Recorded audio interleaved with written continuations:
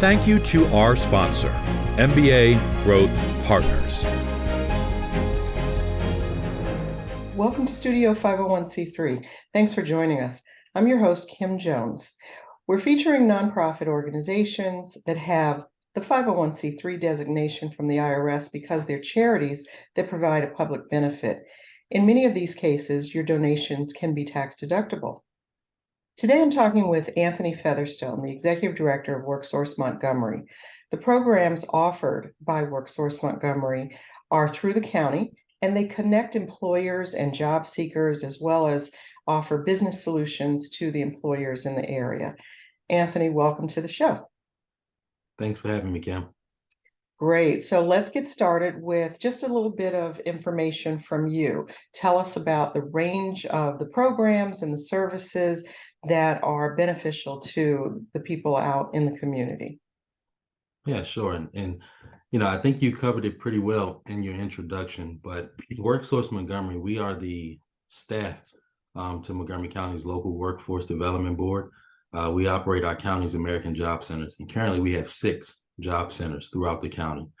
We have one in our correctional facility. We have one in Wheaton, the Up County and East County Regional Services Center. And of course, as a result of the pandemic, we have stood up and deployed a virtual job center, which is our highest traffic job center, because we know the world has changed over the last 3 years and how people do business and interact and train and so forth. And I think, really exciting is that now we have a mobile job center that's in the community, providing services where folks who need our help are actually at. So our mission is quite simple, Kim. We want to make sure that every Montgomery County resident, every Montgomery County business has equal access to economic opportunity. So what we do with job seekers is we do a lot of career counseling, a lot of career planning, a lot of connecting to training, paid training or free training for participants, so you don't have to worry about going in your pockets to financially support the cost of training. You can just worry about the actual training at hand. And a lot of post-training support in the form of job placement assistance. And on the flip side, we work with our local businesses to make sure that we're training our residents for jobs that are in demand today and tomorrow for our local businesses. We want to make sure that everything we do as a system is aligned with industry, with the labor market, not just today's labor market, but the labor market to come. Okay. A couple of questions from what you said. The second one is going to be about your mobile program, but the first is when people go through any of the training programs, are they then eligible to be placed, or do they not have to go through training programs and can still take advantage of placement opportunities? That's a great question, and our services have tiers or levels. Okay. The first level is a service that any Montgomery County resident, whether you're unemployed, underemployed, gainfully employed, can access. That's our technology. It's our professional development workshops, our job fairs, our labor market information, and just a basic core set of services that we provide on a daily basis. But we know a lot of our residents need more assistance to get into career pathways in the form of training. And that's when you get to certain programs where we figure out what training we want to connect you to, pay for that training, and provide support from a case management standpoint to support you pre, during, and post-training in your employment and education endeavors. Okay. And then the second question, thank you for that clarification, but the second is going back to the mobile program. How does that work? Is that a program that you can notify people, or they can be notified that the unit or the staff will be available in their area? Yeah, so the mobile unit makes me smile, and I know this is probably not the first time you've seen me smile while talking about this, but we really believe with our Workforce Development Board and as an organization that sitting back in our nice brick and mortar American Job Centers is not going to get the job done. We know that there are communities that really need our assistance with economic mobility tools and so forth. We want to take our services directly to the people, to the communities that need our help. And that's exactly what the mobile unit does. It's a career center on wheels. So we're working with partners throughout the county to make sure that the mobile unit is deployed in the areas that need it most. So we're excited about that. Okay, just as an extension of that, would you also then work with, say, groups of businesses, say if a set of tech companies say, we're looking for talent, and at this level, you could work with them collectively to help to identify the talent, maybe through training program, through the mobile program, people that are coming into the job centers, and you can connect businesses that way as well? I think that's the blueprint. There's a variety of ways we can help. We can help a tech company with developing cohorts to develop a talent pipeline to that Mhm. actual company, depending on what certs they require. If they want to do a job fair, they can come to a brick and mortar American Mhm. Job Center or take the job fair on the road. Or if there's not a program that's turnkey for them, we can figure out a customized solution. But it all starts with the question of how can we help? We've got a lot of programs, but we Mhm. start with the gap as far as what their pain point is from a workforce standpoint. Sure. Okay. We're going to take a break in just a minute, but just in the next 30 seconds, what's the biggest challenge to attracting talent, to getting people into either the training programs or connecting them to the opportunities that exist so that they can be employed? What's the biggest challenge? Is it just information? Is it um, people, kind of don't want to take that first step? What's that challenge? So I think information and awareness is first and foremost. I think that there are just so many services offered throughout the county that everybody just does not know about. So promoting awareness of what's available is number one. And Okay. I think it's easy to say go to this training program for 6 months and then you can get a job, but you have life that's happening while That's you're in training. So wrap around supports to make sure that there's a personal infrastructure in place so that you can focus on training and then employment and growing in that employment. I think is most critical. So one of the things that we're focusing on is that wraparound support system great. with our partners for our customers. Okay. Anthony, we're going to take a short break. So to the audience, when we return, we'll talk a little bit more about what's going on with the programs and the services at WorkSource Montgomery and how you can take advantage of these opportunities that are available. We'll be right back.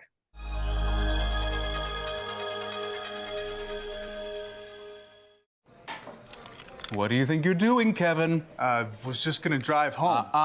There are several warning signs present that you shouldn't be driving. Like hearing voices? Like your text to emoji ratio? Oh man, the selfies. Selfie, nailed it. We all have warning signs that let us know that we're probably not okay to drive. Mine is pretending to be your subconscious. Craig, come on man, let's split a ride home.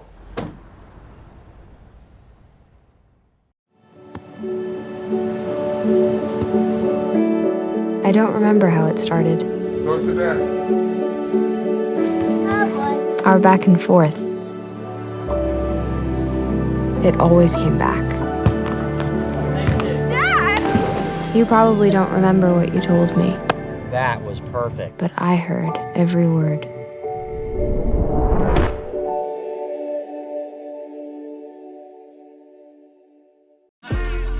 In the society that we were brought up in, it's very hard on little black boys. Sometimes when I cry, I won't know how I'm feeling or why I'm crying. You have to navigate feelings and emotions so the world don't get you.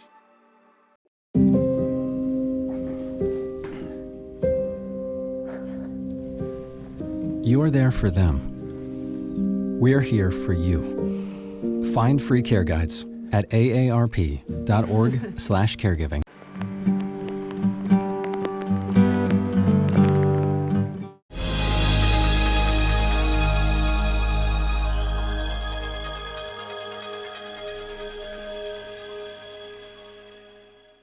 Welcome back to Studio 501c3. I'm talking with Anthony Featherstone, the Executive Director of WorkSource Montgomery. Before the break, we were talking about making sure we're getting people connected to opportunities that are available.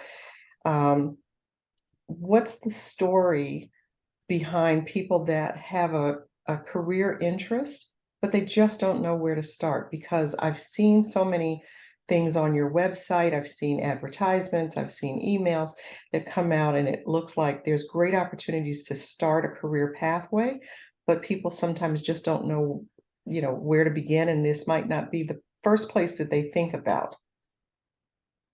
Yeah, and so that's a great point. And one of the things we focus on is professional facilitation. There's a lot of aspects that come into place when it comes to employment success, but professional facilitation is making sure that we as a board, as a team, as an organization, have the right people in place with the right tools and skills to support individuals along that journey. That's why you have counselors and career counselors in school systems, and so forth. So I think that's just the biggest hindrance. Folks need a little bit of support, and that's what we're here for, is to provide that support through our career counselors and so forth.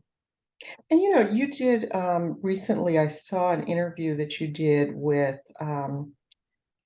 CEOs you should know, and I think that was the M&T Bank sponsored. And you talked a little bit about really prioritizing community engagement and making impact by being out there with people. So it sounds like that's a lot of what you're doing.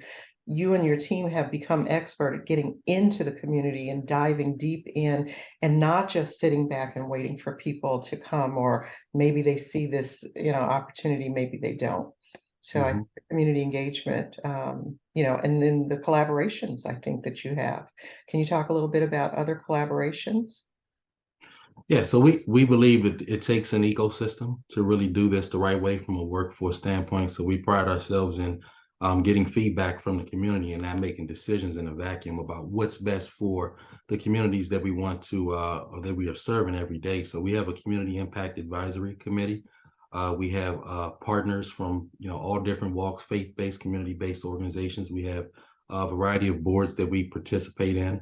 And our main focus is just to make sure that we get the good, the bad, and indifferent about how effective our services are in the community, so it can drive changes that we need to make so that we can be impactful in the places and with the communities and populations that we're designed to serve.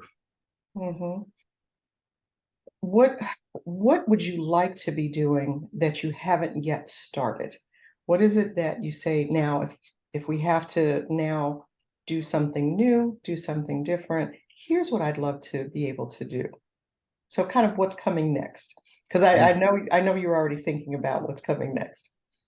Well, I think real proactive workforce development starts with our kids.